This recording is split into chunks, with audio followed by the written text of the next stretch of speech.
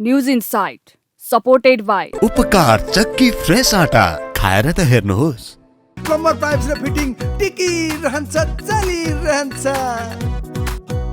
स्वास्थ्य र शक्तिको लागि उपकार हनी।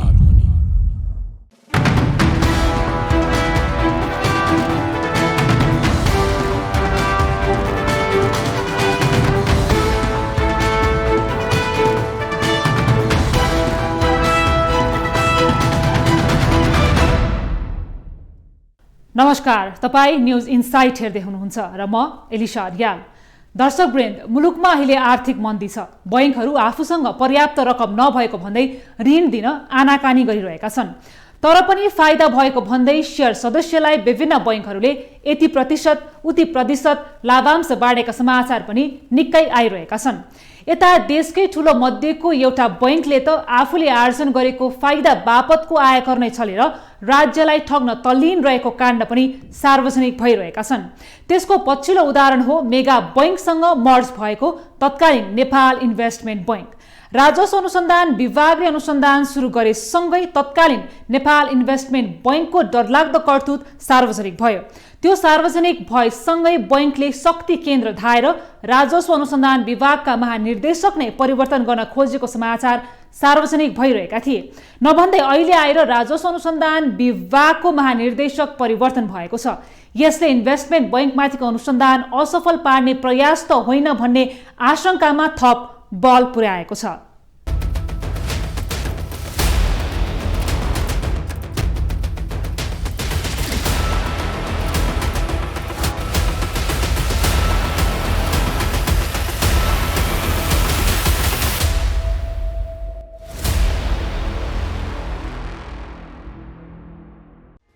कुनै पनि सरकारी कर्मचारीको सरुवाको विषय स्वाभाविक नै हो, तर कर्मचारी सरुवाका विषयमा पनि स्वार्थ समूहको हात रहेको विवरण बेला बेला सार्वजनिक हुँदै आएका छन्। त्यसमाथि कतिपय ठूला विवादमा मुछिएका घटनाहरूमा बिचौलियाहरूले शक्ति केन्द्र धाएर कर्मचारी सरुवा गर्ने गलत प्रवृत्ति हावी भइरहेको पाइन्छ।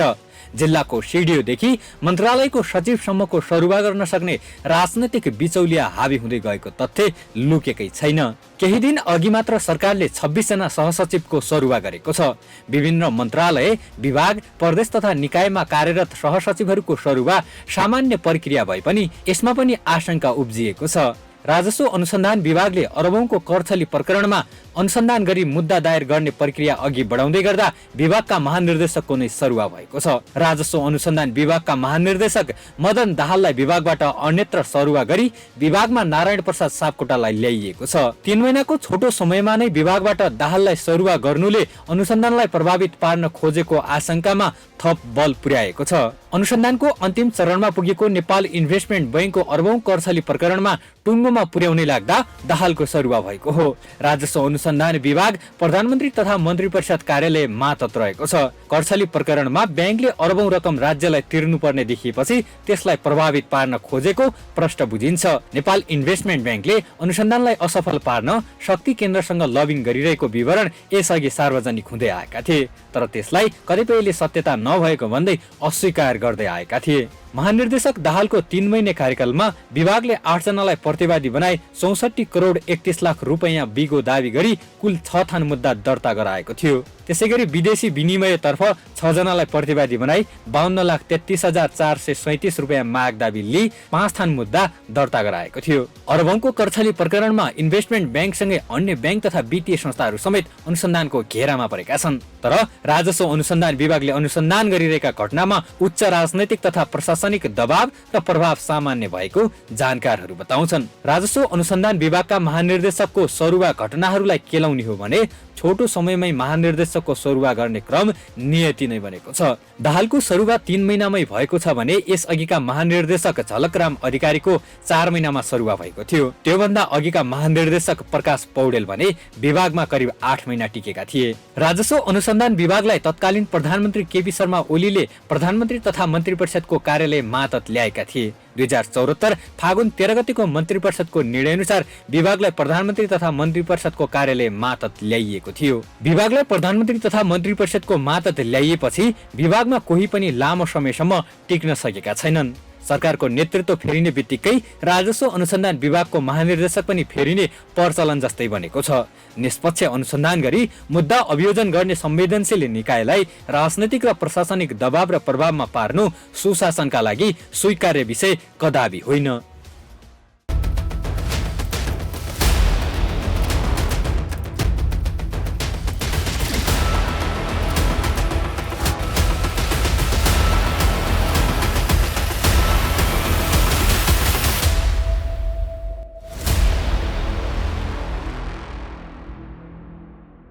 हो, अहिले इन्भेस्टमेन्ट मेगा बनेको तत्कालीन नेपाल इन्भेस्टमेन्ट बैंक देशको क वर्गको प्रतिष्ठित बैंक हो।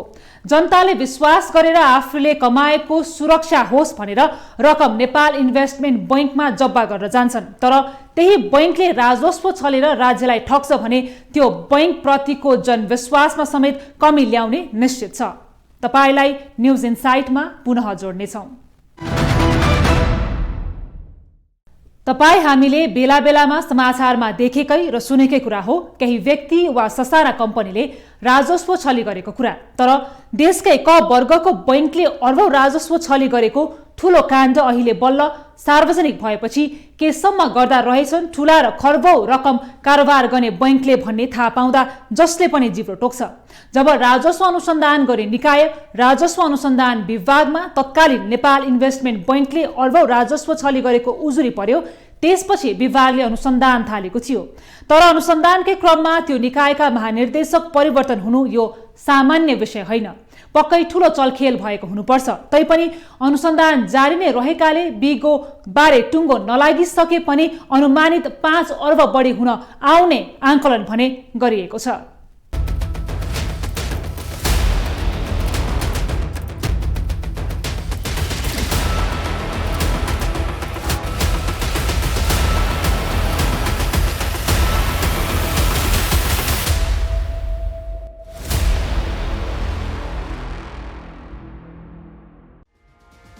तत्कालीन नेपाल इन्भेस्टमेन्ट बैंक जुन बैंक क वर्ग अन्तर्गत नै थियो, जसले 6 पटक bank of the year award समेत पाइसकेको थियो। यो बैंक हाल मेगा बैंकसँग मर्जर भएर नेपाल इन्भेस्टमेन्ट मेगा बैंक भएको छ।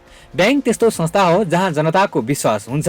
सोही विश्वासका आधारमा आफूले दुःख गरेर कमाएको रकम सुरक्षित होस् भनेर राख्छन्। सुरुमा देशभर 88 वटा ब्रान्च रहेको देशकै ठूलो मध्येको तत्कालीन नेपाल इन्भेस्टमेन्ट बैंकको पछिल्लो करतुत बारे धेरैलाई अवगत नै छ। अनि तपाईले जम्मा गरेको रकमबाट अरबौं कमाउने यो बैंकले आयकर छलेको काण्ड सार्वजनिक भइसकेको छ। आज हामी देखाउँदै छौं तत्कालीन नेपाल इन्भेस्टमेन्ट बैंकले अरबौं रकम कर छलेर उमाथि भइरहेको अनुसन्धानको पछिल्लो अपडेट। इन्भेस्टमेन्ट बैंकले कर छली गरेको सूचना पाएसँगै राजस्व अनुसन्धान विभागले प्रारम्भिक अनुसन्धान अघि बढाएको थियो। अहिले अनुसन्धान अधिकृतको नेतृत्वमा विभागले थप अनुसन्धानका लागि काम गरिरहेको छ। आयकर 2058 को दफा 56 को उपदफा 3 मा कुनै निकायले कुनै हिताधिकारीलाई लाभांशको रकम मुनाफा बाहेकको लाभांश वितरण गरेमा त्यस्तो लाभांशको रकमलाई सो निकायको आय गणना गर्दा समावेश गर्नुपर्ने उल्लेख छ। इन्भेस्टमेन्ट बैंकले प्रारम्भिक अनुसन्धानबाट उक्त व्यवस्थाको पालना नगरेको पाइएको विभागले जनाएको छ। विभागले बैंकका पदाधिकारीहरूसँग समेत बयान लिइसकेको छ भने अनुसन्धान अन्तिम चरणमा पुगेको जनाएको छ। नेपाल राष्ट्र बैंकले लाभांश घोषणा र वितरण तथा वित्तीय विवरण प्रकाशन गर्न सहमति प्रदान गर्दा अन्य प्रचलित कानून व्यवस्था पालना हुने गरी शब्दावलीको हरेक पटक प्रयोग गरिएको देखिएको र राष्ट्र बैंकले आयकर ऐनको पुनः पालना गर्नुपर्ने तर्क बैंकलाई सजग गराएको थियो। तर इन्भेस्टमेन्ट बैंकले राष्ट्र बैंकले प्रयोग गरेको उक्त शब्दावलीलाई समेत नजरअन्दाज गरेको छ। आयलाई पुँजीमा राखी राजस्व छलेको खुल्न आएपछि नेपाल इन्भेस्टमेन्ट बैंक विरुद्ध राजस्व अनुसन्धान विभागमा उजुरी परेपछि अनुसन्धान अघि बढाइएको थियो। आयकर ऐन 2058 को दफा 118 र सोही ऐनको दफा 119 बमोजिमको ब्याज तथा सोही ऐनको दफा 121 बमोजिम लाग्ने शुल्क समेत गणना गरी राजस्व चुहावट अनुसन्धान तथा नियन्त्रण ऐन 2058 को दफा 23 बमोजिमको माग दाबी लिई मुद्दा दायर गर्ने तयारीमा विभाग रहेको छ। अनुसन्धानकै क्रममा रहेकाले विभागले कति रकम बिगो र जरिमाना तिराउने प्रश्न खुलाइएको छैन। आरोप पुष्टि भए हालसम्मकै ठूलो बिगो र जरिमाना हुन सक्ने विभागको भनाइ छ। अनुसन्धानको काम सकिएपछि प्रतिवेदन तयार गरी महानिर्देशक समक्ष पेश गर्नेछ। महानिर्देशकको स्वीकृति प्राप्त भएपछि अनुसन्धान अधिकृतले अनुसन्धान तथा तहकीकातको कार्य सम्पन्न भएपछि आफ्नो राय सहित मुद्दा दायर गर्ने सम्बन्धमा सक्कल मिसिल प्रमाण तथा विवरण संकलन गरी आवश्यक निर्णयका लागि सम्बन्धित सरकारी वकिल कार्यालय समक्ष पेश गर्नेछ। राजस्व चुहावट अनुसन्धान तथा नियन्त्रण ऐन 2052 को दफा 32 मा अनुसन्धान भई कसुरदार ठहरिएको व्यक्ति वा निकायलाई विभागले सार्वजनिक खरिद र बैंक तथा वित्तीय संस्था सम्बन्धी प्रचलित कानून बमोजिम कालो सूचीमा राख्नका लागि सम्बन्धित निकायलाई लेखी पठाउने भनेको छ। यस्तो अवस्थामा इन्भेस्टमेन्ट ब्याङ्कमाथिको अभियोग सही साबित भएमा सरकारलाई बुझाउनु पर्ने राजस्व समेत असुल उपर गरी ब्याङ्क समेत कालो सूचीमा पर्नेछ। आयकर छलेर राज्यलाई ठग्न खोजेको मेगा ब्याङ्कसँग मर्जर भएको नेपाल इन्भेस्टमेन्ट ब्याङ्कका तत्कालीन सञ्चालक र प्रमुख कार्यकारी अधिकृत को हुन् यो हेर्नुहोस्। अध्यक्ष पृथ्वी बहादुर पाण्डे, निर्देशकहरू पर्जन्यराज भण्डारी, सूर्य प्रकाश लाल श्रेष्ठ, कवि कुमार तिब्रेवाला, भुवनेश्वर प्रसाद शाह, विकास थापा, मन्जु बस्नेत, प्रमुख कार्यकारी अधिकृत ज्योति प्रकाश पाण्डे हो। यिनै 8 जनाको नेतृत्वमा तत्कालीन नेपाल इन्भेस्टमेन्ट ब्याङ्क र यिनै 8 जनाको मिलेमतोमा राज्यलाई बुझाउनु पर्ने आयकरलाई राज्यलाई नै नतिरी सुटुक्क फाइदा बापतको अरबौं कर ब्याङ्कको पुँजीमा रूपान्तरण गरी देशलाई घाटा पुर्यायो यही इन्भेस्टमेन्ट ब्याङ्कले।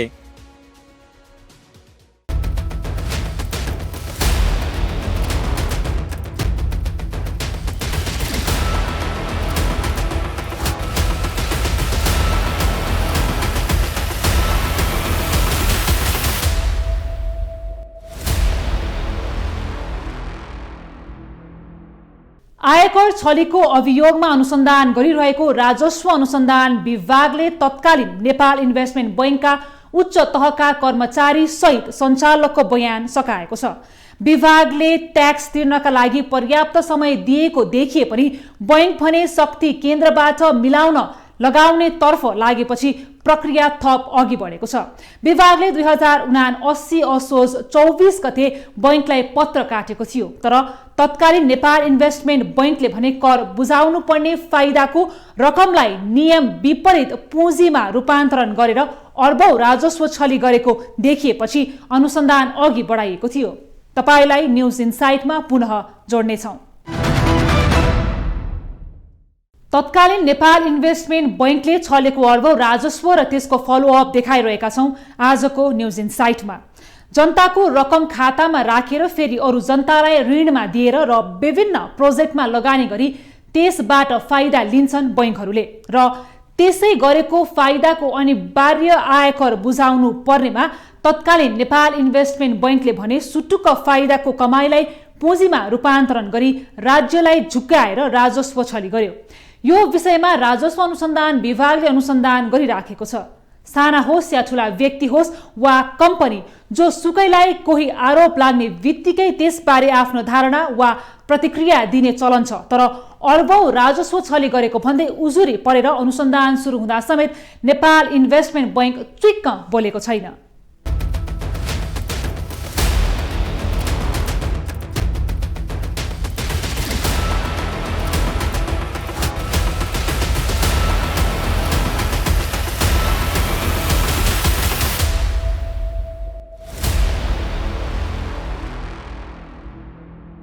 हेर्नुहोस्, अब महानिर्देशक सरुवा के कारणले भयो भन्ने त हामीलाई जानकारी त छैन। महानिर्देशकको सरुवा भने त अब त्यो हामी कहाँ एउटा कुरा के छ भने सरकार परिवर्तन भएपछि यो ठाउँमा मात्रै होइन अन्य ठाउँमा पनि सरुवा भएको छ हैन। र सरुवा हुँदाखेरि कर्मचारीहरू आफै पनि मेरो सरुवा गरिदिनु पर्यो भनेर जाने प्रवृत्ति पनि त छ नि। उपयुक्त ठाउँमा एउटा कर्मचारी जाने, अर्को ठाउँमा सरुवा गरिदिने। त्यसकारण यसमा सरकारको राजनीतिज्ञहरूको मात्रै दोष छैन, कर्मचारी तन्त्रको पनि दोष छ। खास गरी उच्च तहका कर्मचारीहरू, उच्च तहका प्रशासकहरूले यो कुरालाई एउटा उपयुक्त विधि निर्माण गर्न सरकारलाई, राजनीतिक दलहरूलाई उत्प्रेरित गर्न सक्छन्, सल्लाह दिन सक्छन्, दबाब दिन सक्छन् र आफू ठिक ठाउँमा बसे भने त त्यो कुरा हुँदैन। त्यसकारण राजनीतिक उच्च प्रशासनमा रहने व्यक्तिहरू नै दलको पछि लाग्ने, आफ्नो चाहिँ बढुवाको लागि आफ्नो भनेको ठाउँमा सरुवा गर्न लागेको हुनाले यी कुराहरू भएका हुन्। अब महानिर्देशकको सरुवा कहिलेकाहीँ चाहिँ त अब विभिन्न कारणले गर्नुपर्ने पनि हुनसक्छ। हामी कहाँ चाहिँ कर्मचारीहरूको सरुवा मापदण्ड बनाएर पनि त्यो मापदण्ड पालना नगर्ने प्रवृत्ति छ त्यो प्रवृत्ति रहनु हुँदैन। मापदण्ड बनाइसकेपछि निश्चित आधारमा सरुवा गर्ने, बढुवा गर्ने, प्रशासन गर्ने, दण्डित गर्ने कामहरू गर्नु पर्दछ।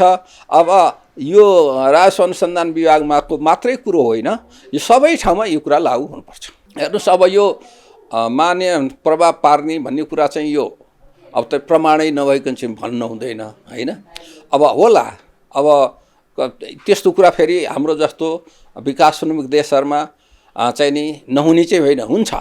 अब तपाईँलाई चाहिँ नि ठुला पूर्वाधारका क्षेत्रहरूमा त्यस्तो चाहिँ नि सडक, सिँचाइ, जलविद्युतका क्षेत्रहरूमा, मन्त्रालयहरूमा, गृह मन्त्रालयमा जहाँ शक्तिको प्रयोग हुन्छ, जहाँ साधनको प्रयोग हुन्छ, अर्थ मन्त्रालयमा यी कुराहरू भइराखेका छन्, नभएका होइनन्।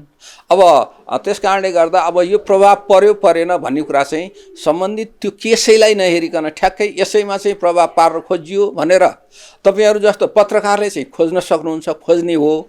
तर हामीले चाहिँ तपाईँहरूले खोजेर कसैले दियो, त्यो सूचना पायो भने त्यो सूचना तथ्यगत बाहिर आएमा प्रमाणित हुने तथ्यको आधारमा हामीले आफ्ना विचार व्यक्त गरिदिने हो। त्यस कारण यही ठाउँमा यही भयो भन्न चाहिँ सकिँदैन। यो प्रवृत्ति चाहिँ आम रूपमा रहेको छ नेपालमा। यो प्रवृत्तिलाई क्रमशः न्यूनीकरण गर्नुपर्छ, त्यसको अगुवाई राज्यले गर्नुपर्छ। व्यवसायको विस्तारसँगै, प्रविधिको विस्तारसँगै यस्ता घटनाहरू घट्छन्। त्यस कारणले गर्दा यो घट्दै घट्दैन, यसलाई शून्यमा बनाउँछु, शून्य हुन्छ भन्ने चाहिँ हुँदैन।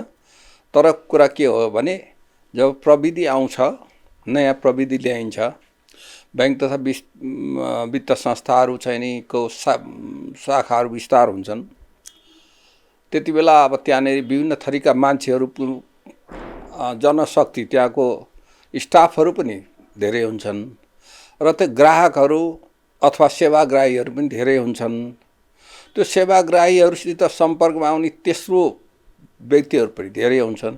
त्यस्तो अवस्थामा के कस्ता जोखिम हुन सक्छन्, प्रविधिजन्य जोखिम के हुन सक्छन्, सूचना चुइने कुरा के हुन सक्छ, सूचना चुइसकेपछि चाहिँ त्यसबाट कस्तो घटना हुन सक्छ भन्ने कुराको अध्ययन गर्ने, अनुमान लगाउने कुराहरू चाहिँ सम्बन्धित निकायले गर्नुपर्ने हुन्छ। नियामक निकायले पनि गर्नुपर्ने हुन्छ, सम्बन्धित बैंक तथा वित्त संस्थाले पनि गर्नुपर्ने हुन्छ।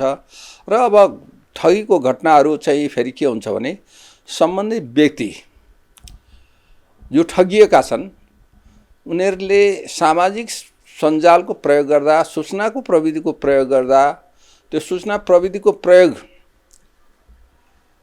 सन्दर्भमा राख्नुपर्ने सजगता नराखेर, त्यसभित्रको सूचनाको महत्त्व नथाहा पाएर पनि त्यस्तो हुने हुनाले तिनटै पक्ष, बैंक तथा वित्त संस्था, नियामक निकाय र सेवाग्राही सबै चाहिँ सचेत हुनुपर्छ।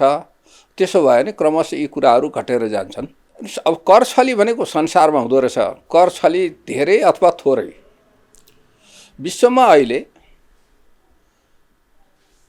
त्यो वैधानिक तरिकाले अथवा कर प्लानिङ, ट्याक्स प्लानिङ गरेर अथवा सेल कम्पनीहरूबाट कर छली 483 अर्ब रुपियाँ अर्ब डलर भएको छ। 483 अर्ब डलर भनेको हाम्रो त कयौँ वर्षको 60 वर्षको बजेट हो।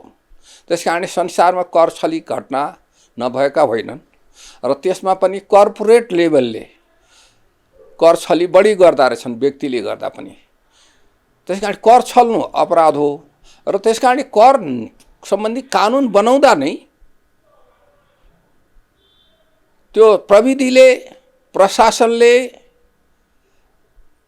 त्यसलाई कार्यान्वयन गर्न सक्ने खालका कानुन बनाउने, करदाताले त्यसको प्रयोग गर्न सक्ने, कम्प्लायन्समा आउन सक्ने कानुन बनाउने, वैज्ञानिक ढङ्गले कानुन बनाउने। कानुन बनाइसकेपछि त्यो कानुनको पालनामा छुट कसैलाई पनि नदिने व्यवस्था गर्नुपर्छ। अब संवेदनशील त कर छल्लेपछि त तपाईँको राज्य कोषमा पैसा कम आउँछ, त्यसले भोलि अरूले पनि त्यसरी छुट दिँदै गयो भने, कर छलेको कुरालाई नजरअन्दाज गर्यो भने अरूले पनि कर छल्न खोज्छन्। त्यसकारण कर छल्नु त राम्रो होइन, त्यो संवेदनशील विषय हो। त्यसमा राज्य पनि गम्भीर हुनुपर्छ, सम्बन्धित निकाय पनि गम्भीर हुनुपर्छ। अब तपाईँले कुन ठाउँको भन्नुभएको हो होइन, ऋण प्रवाहमा सञ्चालकहरूको मिलोमत्तो भन्ने कुरा चाहिँ अब जस्तो बैंक तथा वित्त संस्थामा नै छिटपुर्ती घटनाहरू भएका छन्, सहकारीहरूमा पनि भएका छन्, लघु वित्तमा पनि भएका छन्। तर मूल कुरा के हो भन्दा यहाँ अहिले हाम्रो समस्या चाहिँ के छ भन्दा ब्याङ्कर को हो, व्यवसायी को हो, उद्योगी को हो, व्यापारी को हो भनेर नछुट्टिने, एउटै व्यक्ति ब्याङ्कको सञ्चालक पनि हुने, उद्योगी व्यवसायी पनि हुने, एउटै परिवारबाट हुने, त्यो सीमा निर्धारण हुन नसक्या हुनाले उनीहरूले आफ्नो स्वार्थमा त्यो कर्जाहरू प्रयोग गर्ने र कर्जामा कमजोर धितो राखेर कर्जा लिन खोज्ने, कर्जा लिइसकेपछि त्यसको धितोको अधिक मूल्याङ्कन गराइदिने, समयमा कर्जा नतिर्ने कुराहरू चाहिँ भएको छ। यो यस्तो कुरा चाहिँ राम्रो कुरा होइन।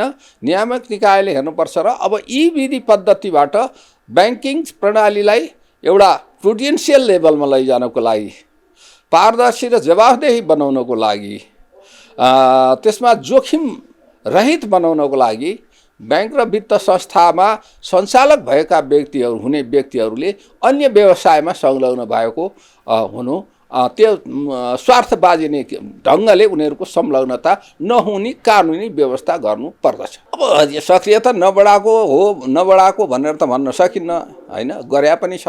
तर जुन लेभलमा, जुन तहमा नियमन गर्ने, सुपरिवेशन गर्ने, तद्रुकता देखाउने कुराहरूमा अलिक कमी भएको छ। मलाई लाग्छ त्यो कुराहरूमा उनीहरूले त्यसमा तीव्रता दिनुपर्छ, घनीभूत रूपमा गर्नुपर्छ, नियमित रूपमा नियमन सुपरिवेशन गर्नुपर्छ। उमेरको कार्यकाल, उमेरको विषय चाहिँ अब धेरै कडाई गर्नु उपयुक्त हुँदैन। उमेर चाहिँ के हुन्छ भने कोही 80 वर्षको मान्छे, 82 वर्षको मान्छे पनि बडा राम्ररी काम गर्छ, कोही चाहिँ 60 नपुग्दै पनि बुढो भनेर हिँड्छ। त्यसकारणले ऊ काम गर्ने क्षमता राख्छ कि राख्दैन भन्ने चाहिँ प्रमुख कुरा हो। त्यसकारणले यो अब स्वतन्त्र ढङ्गले पेसागत र विज्ञताका काम गर्ने ठाउँमा धेरै उमेरको हद, अब ठिक छ अलि हाम्रो चाहिँ नि अहिले औसत उमेर कति छ, त्यसभन्दा 20 वर्ष 15 वर्ष माथि राख्नु त ठोकै होला, तर त्यसको छेउछाउमा लगाएर राख्नु उपयुक्त होइन। यो कार्यकारीमा बस्दाखेरि, लामो समय बस्दाखेरि त्यहाँ प्रभाव पार्ने र आफ्नो स्वार्थमा काम गर्न सक्ने एउटा मान्छे लामो समयसम्म स्रोत र साधनको प्रयोग गरेर बस्ने, अधिकारको प्रयोग गर्दा उसमा सर्वसत्तावादी हावी हुन्छ, अलिकति ऊ चाहिँ नि फरक ढङ्गले आउँछ भनेर त्यो भनिएको हो। तर विधि पद्धतिले बाँध्न सक्ने हो भने र त्यसलाई नियमन गर्न सक्ने हो भने, त्यसका उचित मापदण्डहरू बनाउने हो भने 2 कार्यकाल 3 कार्यकालसम्मले ठुलो असर गर्दैन। अब त्यही कारणले होला कुनै पनि देशमा, कुनै ठाउँमा प्रधानमन्त्री 2 कालभन्दा बढी हुन पाउँदैन, कतिपय बढी पनि हुन्छ, राष्ट्रपतिमा पनि त्यो व्यवस्थाहरू छ। त्यस कारण संस्थामा त्यस्तो कार्यकाल राख्ने नराख्ने सम्बन्धी कुरा चाहिँ त्यो ठाउँको त्यो व्यावसायिक वातावरण कस्तो छ, मान्छेहरूको चरित्र कस्तो छ, नियमन गर्ने संस्थाको क्षमता कस्तो छ, कस्तो प्रविधिको प्रयोग भइरहेका छ आदि कुराहरूले निर्धारण गर्दछ।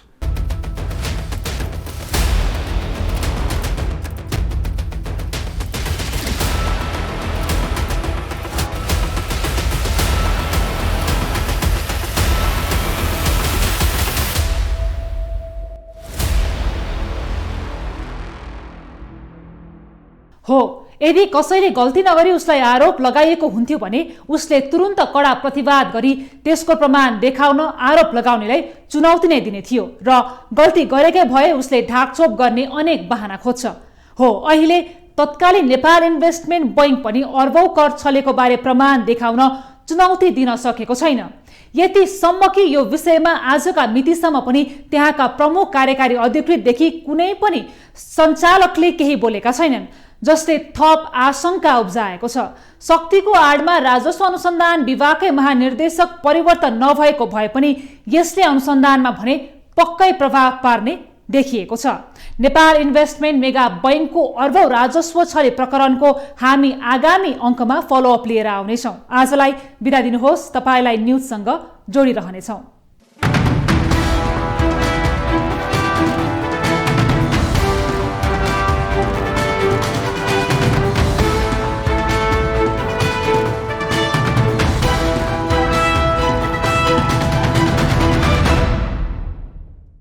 News Insight. supported by उपकार चक्की फ्रेस आटा खाएर त हेर्नुहोस्।